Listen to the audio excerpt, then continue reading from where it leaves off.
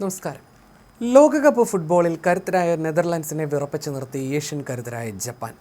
2 തവണ ഡച്ച് പട മുന്നിലെത്തിയിട്ടും കട്ടയ്ക്ക് പോരാടി 2 തവണയും തിരിച്ചടിച്ചാണ് ജപ്പാൻ സമനില പിടിച്ചു വാങ്ങിയത്. ഇരു ടീമുകളും 2 ഗോൾ വീതം അടിച്ചു പിരിഞ്ഞ മത്സരത്തിൽ ആദ്യ പകുതി അല്പം വിരസമായിരുന്നെങ്കിലും രണ്ടാം പകുതി ചോറ് തിളയ്ക്കുന്ന പോരാട്ടത്തിനാണ് ഡാലസിലെ മൈതാനം സാക്ഷ്യം വഹിച്ചത്. ഡച്ച് പടയ്ക്കായി ക്യാപ്റ്റൻ വിർജിൽ വാൻഡൈക്കും ക്രിസൻസിയോ സമ്മർവില്ലയും വലകുലുക്കിയപ്പോൾ കെയ്റ്റോ നാക്കമുറിയിലൂടെയും ഡൈച്ചി കമാഡേറയിലൂടെയുമായിരുന്നു ജപ്പാന്റെ മാസീവ് മറുപടി. കളിയുടെ തുടക്കം മുതൽ പന്ത് കൈവശം വെച്ച് ജപ്പാനെ ശ്വാസം മുട്ടിക്കുക എന്ന തന്ത്രമാണ് നെതർലാൻഡ്സ് പയറ്റിയത്. ഫ്രാങ്കി ഡിയോങ്ങും ടിയാനി റൈൻഡേഴ്സും ചേർന്ന് മധ്യനിര ഭരിച്ചപ്പോൾ 3-ാം മിനിറ്റിൽ തന്നെ ഡച്ചുകാർ ഗോളിനടുത്തെത്തി. കോഡി ഗാക്പോ നൽകിയ പന്തിൽ നിന്നുള്ള ഡോൺ എൽ മാലിന്റെ വെടിയുണ്ട പോലുള്ള shot Japan goalie Zion Suzuki അവിശ്വസനീയമാം വിധം തട്ടി അകറ്റുകയായിരുന്നു. പ്രതിരോധം കോട്ട പോലെ ഉറപ്പിച്ചു നിർത്തിയ ഡച്ചുകാർ ജപ്പാന് മുന്നേറാൻ ഒരിടവും നൽകിയില്ല. 34-ാം മിനിറ്റിലും മാലിന്റെ തകർപ്പൻ ഹെഡർ തടുത്തിട്ട് സുസുക്കി ജപ്പാന്റെ രക്ഷകനായി അവതരിപ്പിച്ചു. ആദ്യ പകുതിയുടെ അവസാന നിമിഷങ്ങളിൽ നാക്കമുറയ്ക്കും അയാസെ ഉദയ്ക്കും കിട്ടിയ സുവർണ അവസരങ്ങൾ ജപ്പാൻ പാഴാക്കുകയും ചെയ്തു. രണ്ടാം പകുതി തുടങ്ങിയതോടെ ഡച്ചുകാർ വീണ്ടും കളി കടുപ്പിച്ചു.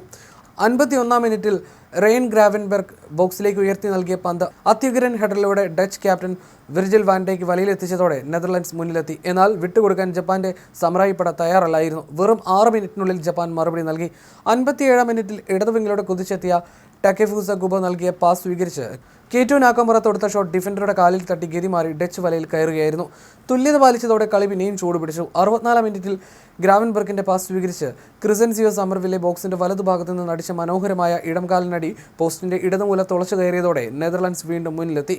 കളി കൈവിട്ടു പോകുമെന്ന് തോന്നിച്ച നിമിഷം 2-1.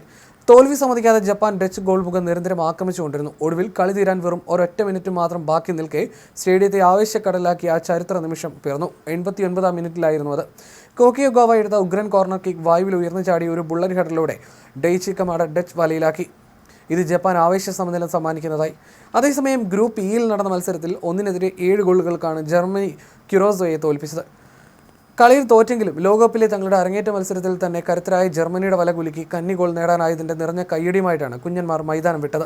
2002 ലോകകപ്പിൽ സൗദിയെ 8-0 തകർത്തതിനും 2014 ബ്രസീലിന്റെ നെഞ്ചത്തടിച്ച് 7-1 ജയിച്ചതിനു ശേഷം ലോകകപ്പ് ചരിത്രത്തിൽ ജർമ്മനി നേടുന്ന ഏറ്റവും വലിയ വമ്പൻ വിജയങ്ങളിലൊന്നാണിത്.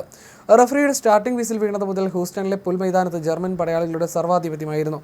ഒന്ന് നിലയുറപ്പിച്ച് നിൽക്കാൻ പോലും ക്യൂറസോ പ്രതിരോധ നിരയിലെ ഡെവറോൺ ഫോൺവെലിക്കും ഒബിസ്ബോക്കും സമയം നൽകാതെ ജർമ്മൻ കാളക്കുറ്റന്മാർ ഇരച്ചു കയറി. കളി തുടങ്ങി 6-ാം മിനിറ്റിൽ തന്നെ ജമാൽ മുസിയാലയും ഫ്ലോറിയൻ വിറ്റ്സും ചേർന്ന് മെനഞ്ഞെടുത്ത തകർപ്പൻ നീക്കത്തിനൊടുവിൽ ഫെലിക്സ് മേച്ച ജർമ്മനിയെ മുന്നിലെത്തിച്ചു. ലോകകപ്പിലെ തന്റെ കന്നി ഗോൾ കുറിച്ച് മേച്ച കളം നിറഞ്ഞതോടെ ക്യുറോസോ ക്യാമ്പ് അടിയറോ പറയാൻ തുടങ്ങി. കളിയുടെ 14-ാം മിനിറ്റിലാണ് ജർമ്മൻ ഗോളി മാനുവൽ നോയർക്ക് കളിയിൽ ആദ്യമായി ഒന്ന് പന്ത് തൊടാൻ പോലും അവസരം കിട്ടിയതെന്ന് നോക്കുമ്പോൾ തന്നെ ജർമ്മനിയുടെ ആക്രമണത്തിന്റെ കടുപ്പം മനസ്സിലാക്കാം.